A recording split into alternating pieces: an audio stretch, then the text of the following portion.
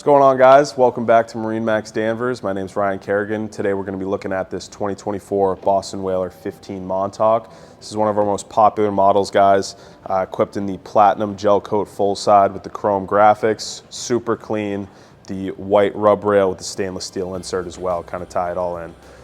This boat's going to have standard these high side grab rails in the aft, as well as the option split bow rail with the bimini top. Super clean look on this boat.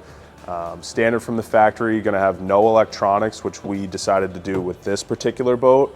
So if you guys do want a Garmin, Raymarine, Simrad, you can put whatever you want on it. No stereo. You can throw a little Beats pill up here. Handheld VHF, a little bit cheaper option in that case.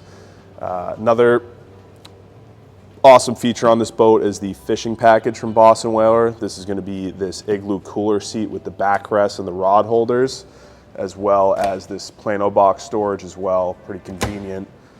Bow cushion, anchor locker, nice storage on this boat. Trailerable, 60 horsepower Merc. It's a little rocket ship. Bilge pump on board. Things hose and go.